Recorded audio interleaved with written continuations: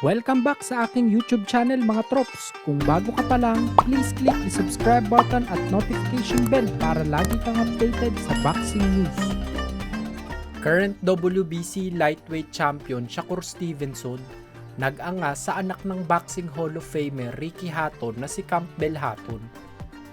Sa Twitter mga trops ay may isang boxing fan ang nagtanong kung papayag ba si Shakur na mag-unretire para labanan si Campbell sa United Kingdom para kumita ng malaking halaga.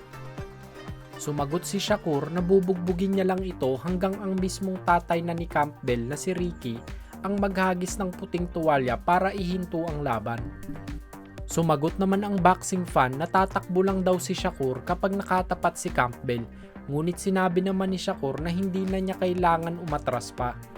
Handa daw si Shakur na isauli ang pera ng mga manonood kung sakaling hindi siya manatili sa harap ni Campbell. Sa ngayon mga trops ay wala naman naniniwala kay Shakur na magre-retiro na ito. Ngunit ang laban na ito mga trops ay imposible pa sa ngayon mangyari. Base kasi sa resume na meron si Campbell ay sobrang nipis pa nito kung ikukumpara sa mga tinalo ni Shakur. Isa pa ay mas malaki na ang napatunayan ni Shakur dahil nagawa na nitong magkampiyon sa featherweight, super featherweight at lightweight division kaya malaki ang posibilidad na mabugbog lang talaga si Campbell. Sa kabilang banda naman po ay may dalawang Pinoy ang mapapalaban sa magkapatid na Hapon.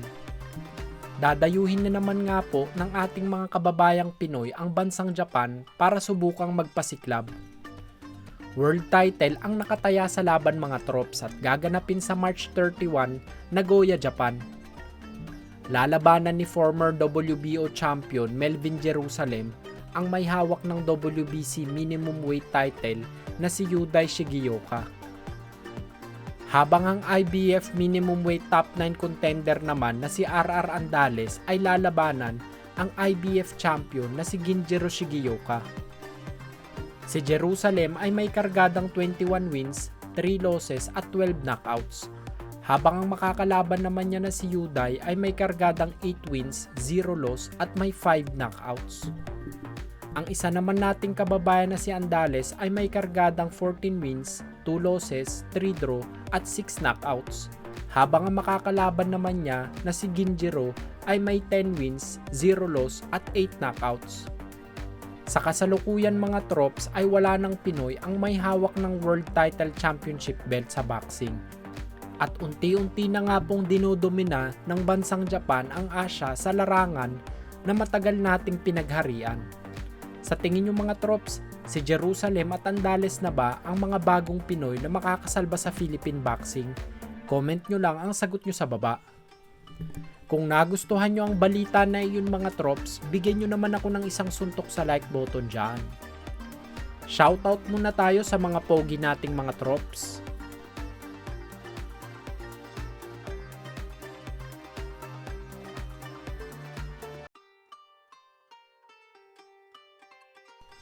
Yun lamang po at maraming salamat.